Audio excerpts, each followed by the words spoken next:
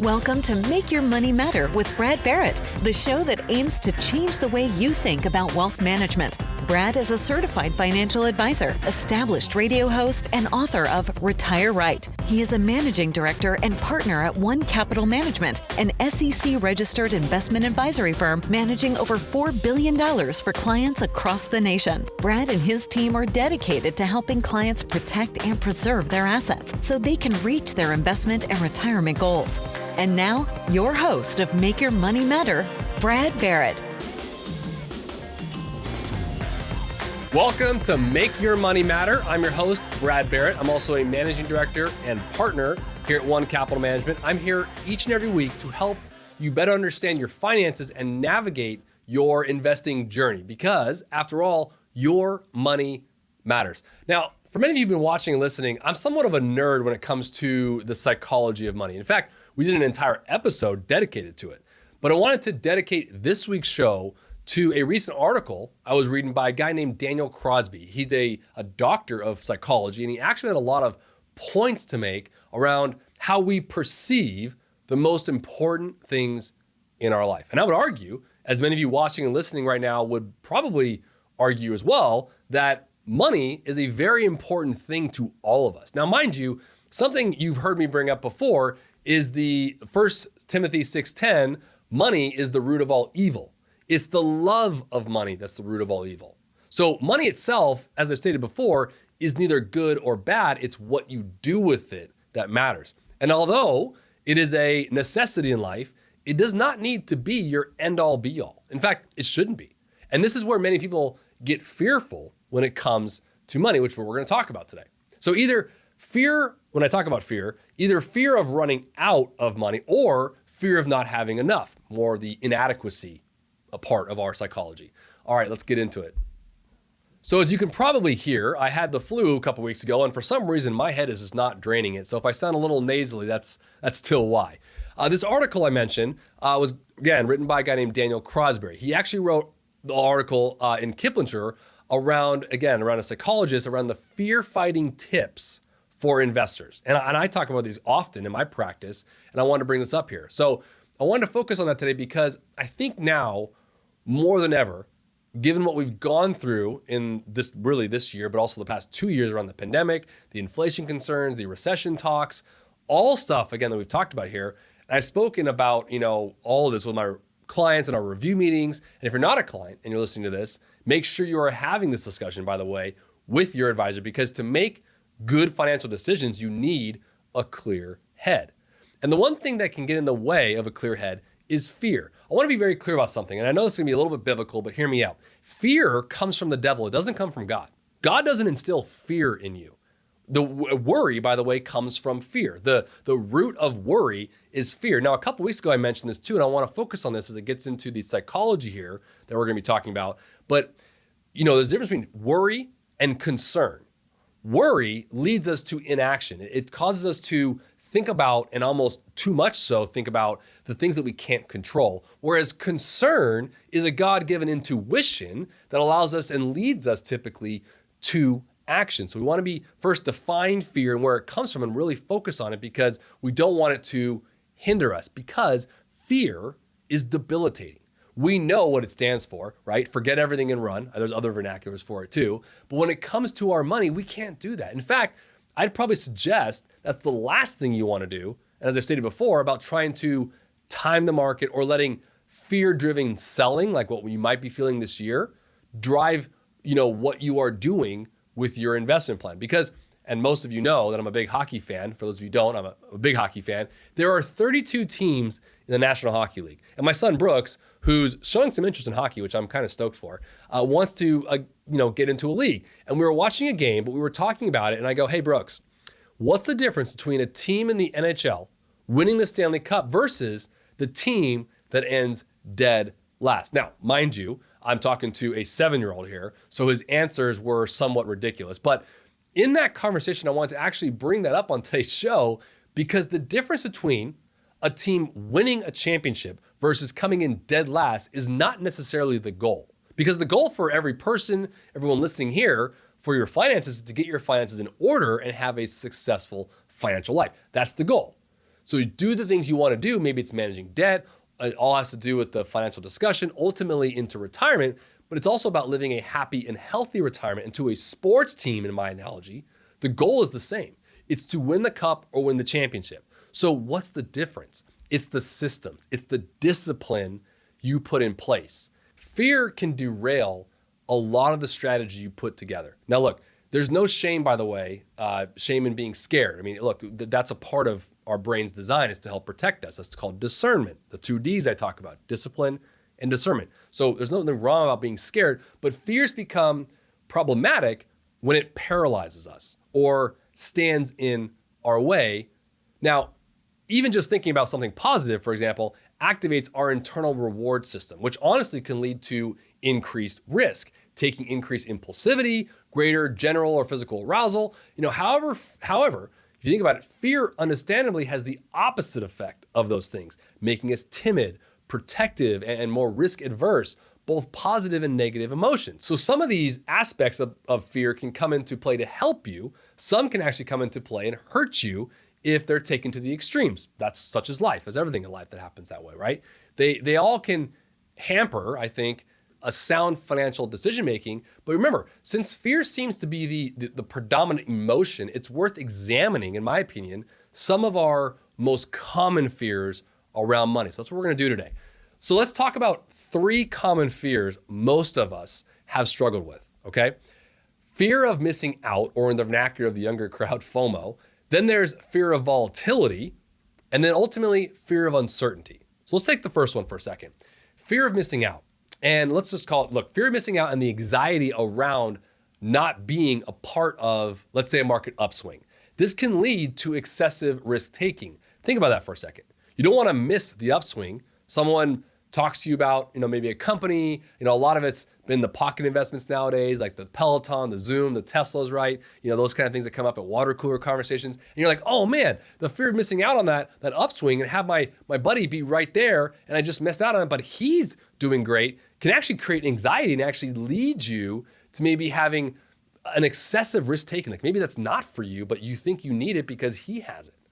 So that's one thing to consider as the FOMO of the fears that we have. The second item I brought up is the fear of volatility. Now, this I can describe as the discomfort, I'll say, with the ups and downs that are really inherent in capital markets that can lead to the extreme other side, excessive conservatism. Now, this year is a great year to talk about this second one, obviously, because we've had a lot of volatility. So if I'm speaking to someone right now who's watching or listening right now, really ask yourself and be candid and honest. Is this you? Is this fear of volatility leading you to be overly conservative and really get you out of what your true financial plan is? So one fear of missing out can lead to excessive risk taking. And then the fear of volatility, the second one I'm bringing up, the discomforts of the ups and downs, can actually lead you to excessive conservatism. Am I striking a chord with anyone? I want to bring up a couple here today that I think might be pertinent, okay? If I'm not, you're probably a robot, because every human listening has felt these emotions before, okay? And the third one I want to bring up is the fear of uncertainty. And I think probably now more than ever before, especially from the past 2 years, not knowing what will happen is the fear of uncertainty. This leads to 2 common behaviors that I've seen. And this was actually detailed in research by Daniel Crosby, the writer of this article. And he mentioned these 2 things, these 2 common behaviors, that fear of uncertainty can lead to compensatory overconfidence or assuming the worst. Now, neither of which leads to great financial choices. I'll just say that out of the gate. So to help us all overcome the fears that can hold us back financially, let's talk about a few tips that I've learned over the past 20 years. Okay, first and foremost, we need to learn from your fears. You probably heard that before, all right, maybe from your parents or grandparents or a good coach. Learn from your fears. Realize that some amount of fear and stress can be beneficial. That is true. That's how God designed us. I mean, our brain is designed to give us discerning factors. That's a good thing. Fear in moderate doses can instruct us to better prepare us for uncertain futures. Let me give you an example. I have 2 kids, Brooks and Kate. And anyone who's a parent or grandparent understands this notion. We learn fear at early ages. But I'm bringing this up because we have to actually instill some healthy fears. And one of the lessons I bring up to my daughter, who is very different than my son, she is fearless by nature. and we have to bring these up for regards to her safety. I said to her recently, remember when you know you're walking across the street and you don't look for cars? I mean, that should be a healthy fear. She asked why, and I answered, well, because if the car hits you, that's not good. And believe it or not, we learn this basic notion that we all know nowadays at early stages. That fear, once we realize what it is, can instruct us to do better and prepare us for uncertain futures. The uncertainty of looking around a corner, crossing a street, not seeing a car, you're prepared because you now know that you're gonna look no matter what. Let me give you another example. An appropriate fear of death or disability might lead someone to protect their assets with insurance. I see a lot of that in my world. Now, the fear that a single company or country might underperform might rightly lead someone to diversify their assets. That's a good thing. Again, I'm using some financial examples here. So fear isn't all bad as long as it's healthy. So protection for someone who's fearful of loss makes sense. That's where you insure the risk. Stay connected. Get frequent updates on the show. Follow Brad Barrett and Make Your Money Matter on most social media platforms. And catch full episodes of Make Your Money Matter streaming now on our YouTube channel. To schedule your no-obligation appointment, go to onecapital.com or call 805-410-5454. But here's the thing. We must first ask ourselves if there is something in us. This fear can be teaching us. What can this fear we might have be teaching us? So number one, we want to learn from our fears. And then number two, which really dovetails off number one, is to face them. You know, this again, the old 90s posters, right? Face your fears, right? But it's really important. The paradox of fear is that to overcome a fear, you must actually confront it. Because avoiding, like, for example, seemingly innocuous situations like maybe a fearful conversation for those like my wife, I love you dearly, Veronica, but she's not a huge fan of awkward conversations. She doesn't like to have them. But avoiding them or the feelings that they give can be, really can give them more power than they actually have, which is why 90% of those with specific phobias are actually cured by facing their fears, if you look at studies. But I think anyone listening who's lived on this earth long enough knows that that just makes sense. We have to face our fear because a lot of times, sometimes you realize, it wasn't that bad. How many times did that happen in your life? Or like think of a kid on a roller coaster, right? Everyone's doing it around it. It's this huge theme park. It's a great example, right? I don't want to go on that. That looks scary. Well, you don't want to go on it because you haven't been on it before. And I share this a lot because when it comes to markets, I get a lot of times like, oh, Brad, I don't like the markets. Like I'm totally fearful of it. I'm like, well, are you fearful of it or do you just not understand it? Because that a large part for most things we look at our life is facing our fears is also not just facing it like, in a physical sense, it's also facing it from a standpoint of, hey, I don't understand something. I want to learn about it. By the way, that can solve a lot of social issues nowadays as well, right? If someone's side or opinions come, we just had Thanksgiving last week. We're hopefully thankful and grateful for all the stuff that we have, and we can come together and realize that the common bond, the common thread of all of us Americans is our uniqueness. But if I, look at someone or a social aspect of something right now, and I don't understand it or I don't like it, is it really because I don't like it, or is it because I don't understand it? Understanding it is really a big part here. So, two, face your fears. Because the irony of procrastinating or avoiding specifically in a financial sense, a financial reality, is that it only gives it greater power. So if you're sitting here listening or watching right now and you're avoiding paying off that debt, or maybe even looking at it and sitting with an advisor to actually walk it through with you is just like too fearful, now's the time to do it. You have to learn from those fears and then actually face them. So open those bills, pay that credit card statement, make a phone call. Maybe it's asking for leniency on those kind of things. I don't know your specific situation. And I'm bringing up the debt situation because I've had a few conversations with clients that are just facing some debt situations. And so it was heavy on my heart, and I want to bring this up. And we're going to go through, creating the snowball effect. That's something Dave Ramsey's done before, and that's something I talked about on an episode, right? Where we build models for those things. Look, what I'm trying to say there is if you seek counsel, you can get out of whatever it is you're in to make sure you find the right path. So it's really important that you bring that up. And these clients I mentioned, they brought it up to me as their advisor. And I obviously knew it was happening when I was building the financial plan. And so I had to say, hey, we got to face these. And that's, by the way, what a good advisor will do, especially as it relates to your finances, because action has the effect of reducing anxiety incrementally while in action only feeds those fears. So thirdly, I want to say the last one here, fake it. Okay, hear me out on this one, okay? There is good signs, I think, to look to the adage. My grandfather always told me this, right? Fake it until you make it. You know, we typically assume that our behaviors are a result of our thoughts, but research has actually shown actions drive feelings as much as feelings drive actions. And as for your finances or finance investing in risky assets and setting aside money, maybe for a rainy day, maybe the last thing on your mind is to try to navigate the realities of our new everyday. But I can promise you, the sooner you can begin acting and taking action as you know you should, the more natural it will become. That's the fake it. That's the fake it till you make it. You start doing the discipline, all of a sudden you're like, wait a minute, I'm actually doing it. This is me. This is now my identity. So even though you may not be emotionally there or it doesn't feel good, start creating some systems in place that are working toward the goals that you know you want to have. And it will start to naturally become more of a system, more of a discipline for you in your everyday life, really now, and to make it more meaningful. And I think one human element that we all probably can agree on is a crisis or something cathartic tends to bring out both the best and worst in human nature. Now, mind you, these couple items I'm bringing up here around the fear or the anxiety around money and why we need to protect ourselves from ourselves is, again, crisis. It brings out both the best and worst. It's just human nature.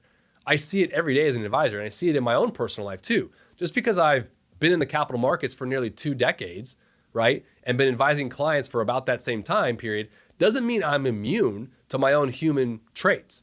As I've shared many times in the show before, Veronica and I, our assets, our 401k, our individual and trust account are managed by the same portfolio manager that manages it for my clients here at the firm for 2 reasons. One, I'm a believer in what I preach, mainly, but 2, I have the same 2 brains as you do, right? I have the same logical, rational brain up top, and in my belly, I have the same emotional brain, and they're competing odds at all times. So, for example, in a year like this, 2022, or maybe let's say a more dramatic one like March of 2020, not reacting as well as you did or as good as you did in that time period, I'm not immune to that. Like I can react as a human just the same. I mean, nothing looks great. Uncertainty is there. So I resort back to my disciplines, which I put in place, what I'm talking about today, but I also have a portfolio manager who I can talk to, who manages the money. So said differently, I like to think I know what I'm doing when it comes to managing money, being in this business for half my life, but the emotional side can wreck all the rational, logical side just the same. That's why I advise that for my clients to make sure you have a counselor, make sure you have someone with you, that advisor, right? Because an advisor like me, I'm human just like you. So, what I focus on myself being an investor in this world is really make sure the same principles and discipline I have for my clients. And just as surely as there is fear, there are more opportunities for service than ever before. So making hardship meaningful is a time-tested way to transform suffering into something more palatable. Maybe it's supporting a local restaurant. Maybe it's buying groceries for a neighbor or write a letter to a service member. I mean, all of these acts will in fact have an effect on turning fear on its head. So make it meaningful. That's the other thing with fear. Make it meaningful to you. Because just because you're maybe going through a hardship, whether that's you got some debt or your cash flows are tight when it comes to money, or maybe you're going through a divorce or something bad is happening in your life, that's disrupting. I get it. Having fear is probably the last thing you want when it comes to managing the assets or maintaining the plan that you're putting in place. Again, fear can be a good thing to keep you from doing certain things in certain areas. That's how the brain is wired. But when it comes to your money and planning, the 4th item I'm bringing up here is making it meaningful. Talk to someone who's going through that same situation, or if you've gone through it, maybe it's a divorce, or maybe it's some sort of cash flow issues, or maybe it's a debt situation, being an advocate for someone else, even though your own work or your friendships or your colleagues or your family, making it meaningful will actually have an effect on you of turning fear on its head. And I've seen that with our clients, and I share this with our clients all the time. And that brings up one other item here, which is connecting with others. The oxytocin, which is a chemical release that happens when we connect with those we love. This is actually studied by the psychologist, which has been shown to reduce fear. So oxytocin is a chemical we release when we connect with those we love, who we care about. Now, I was thinking about this as I was reading this article, and I was kind of going like, when I talk with a client, I sense it, and I feel sort of a high. I know that sounds weird, but I just feel really blessed to say that I felt a calling at 16 years old, as I've shared before, that my calling was to be a financial advisor. What I went through financially within our own family, I think it was a God-given circumstance in my life, and I see it even 20 years later. I'll have a conversation with a client, and when I talk with them, maybe it's a 3-minute catch-up call, I actually find that I'm happier. My oxytocin was released. In Christianity, we actually call that a giver's high. You have a feeling that when you're able to connect with someone else and give time, talents, or treasures, it's an amazing thing. Being a financial advisor who likes to focus on the human just as much as the numbers is why I'm bringing up this topic today. As I mentioned at the top of the episode, I'm a geek or nerd when it comes to the behavioral financial traits. That's why I wanted to share it today. Lastly, the one thing I've noticed is that we tend to spend our youth sacrificing our health for our wealth. And then what happens, I've noticed with clients, is when we turn 50, 60, 70, the inverse happens. We end up spending our wealth for our health. So I find that this is an interesting one, that we do want to take care of ourselves now, and money is important, don't get me wrong. You want to have your house in order and start offloading that to an advisor who you can trust, who's a fiduciary for you, who does make a difference, right? Because it allows you some free time to connect with others. That's one way, again, how to get rid of fear, is to trust someone. The connection between body and mind is powerful, and in my opinion, underappreciated. I think across the board, we as humans excessively use, things like caffeine or alcohol consumption, which can really only amplify fear responses, which is not a good thing when it comes to making financial decisions. That's why I never go out with a client and have a beer to talk about financial decisions. It's probably not the best time to do it. Whereas exercise or things like adequate sleep all tamp down stressful reactions. I don't have a client coming and saying, let's take a nap first and then let's talk. So we don't do that either. But it's really important to kind of find that balance with someone that you can build trust with.